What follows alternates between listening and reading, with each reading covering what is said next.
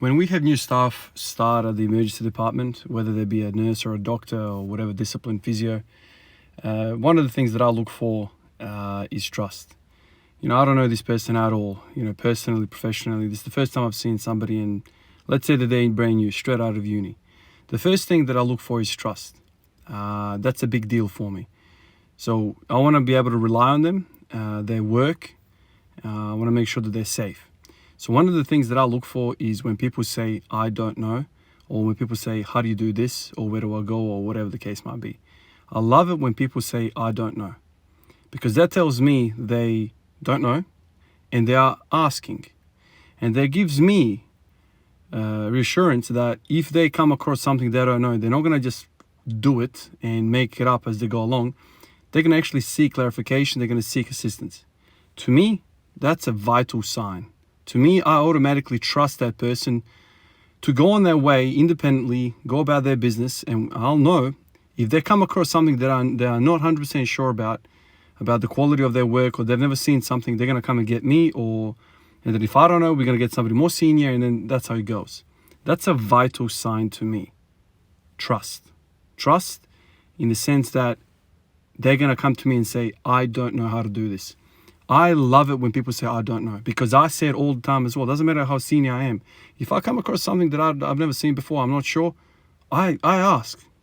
That person might be junior or more senior than me, or sometimes we get management involved, sometimes we get the consultant involved. That's what makes trust, and that's what makes a really good culture in a workplace. Kind of like that vital sign, the I don't know, that trust thing.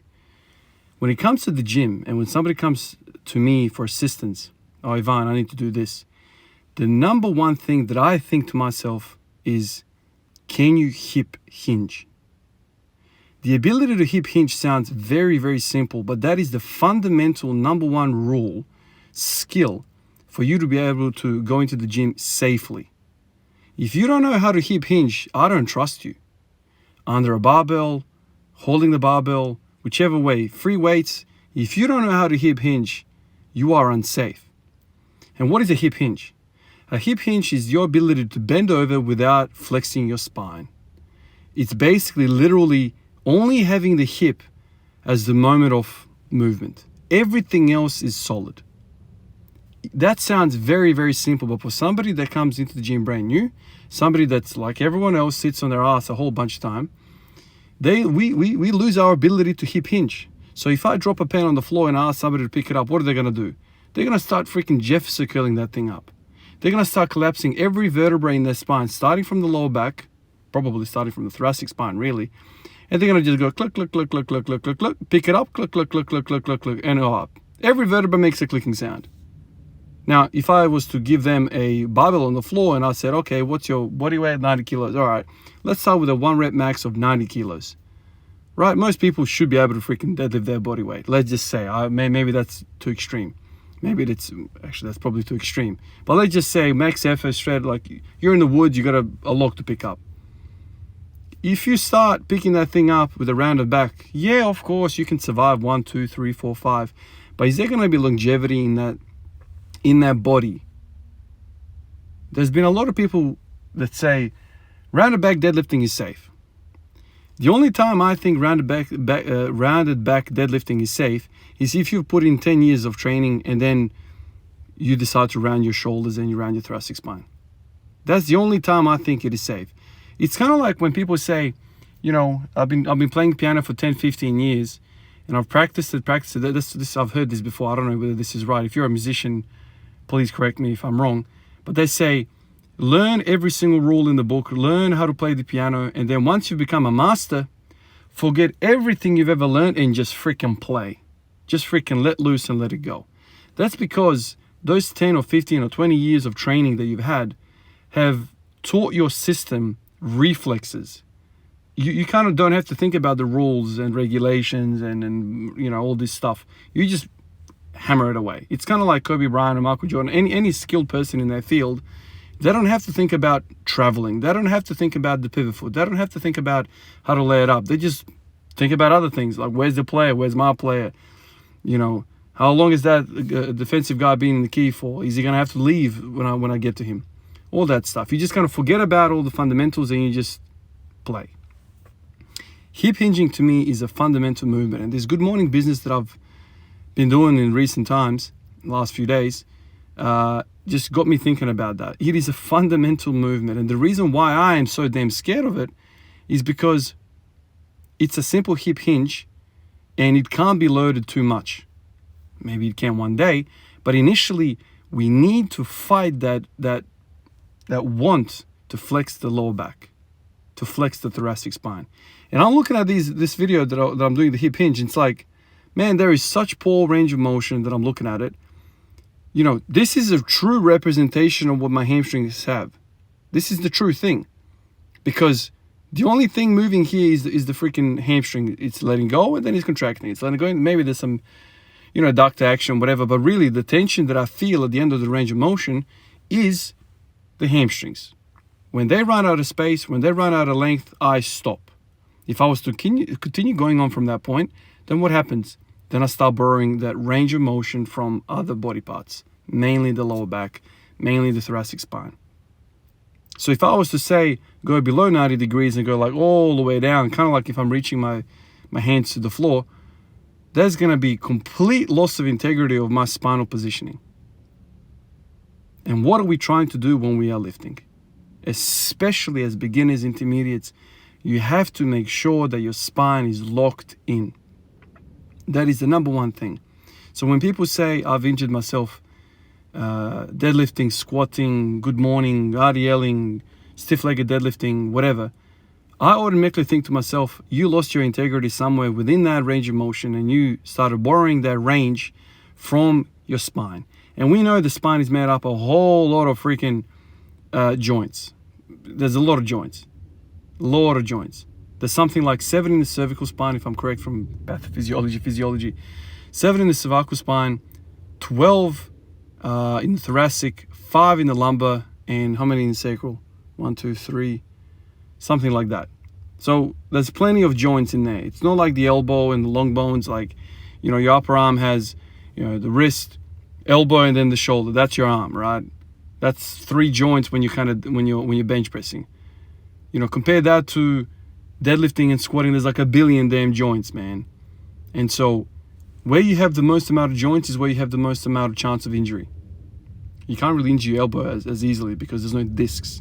You can, but these discs, man, these pillows that we have in our spines, man, they're very vulnerable, and we need to make sure that we have proper physics. So when we apply that force, we are not pinching one side more than the other and blowing the thing out of the other side. We need to have that pressure on that disc equally. It's like a building. It's like a structure. You don't want the damn structure leaning over, because that puts a whole bunch of weight on one side and nothing on the other. It's kind of like that. It's all about structural integrity. And I think all of that starts with hip hinging. So if you are a master of hip hinging, I have trust in you that you are going to have a very long career in the gym, in your garage, wherever the hell you work out. It's a fundamental movement. And because, like I said, we all live, on chairs and toilets and freaking cars and offices and whatnot, our hamstrings are damn short. They're damn short. And so when there's a pen on the floor, we can't, we can't just perfectly use the range of motion in our hamstrings and do like a stripper freaking get down, show the ass to the world. We can't do that. We don't have enough range of motion in the hamstrings. So what do? We go as far as we can, and then we start popping those discs, out of position to pick up that pen. Or if you're somebody that's conscious of your lower back, you're gonna just squat it down and just send your knees into the next room to pick that pen up. Those are the only options. And so I think training the hip hinge through a good morning is very, very good. I think the good morning is better than the RDL because the bar is not in your hands. The bar is on your back. So the only thing you're thinking is back, back, back. What's my back doing? But when the bar is in your hands, you have this weird, at least this is for me, you have this weird reference point that you want to reach this arbitrary number on your shins with the bar. And then you start kind of like protracting your shoulders. It's weird. I'm sure you can do an RDL strict as well, but for me, it's kind of easier to not have the lats of the hands, the bar dangling. It's just you're locked in. It's kind of like a rigid machine. I truly think that hip hinging is the number one rule that everyone should learn when you step into the gym.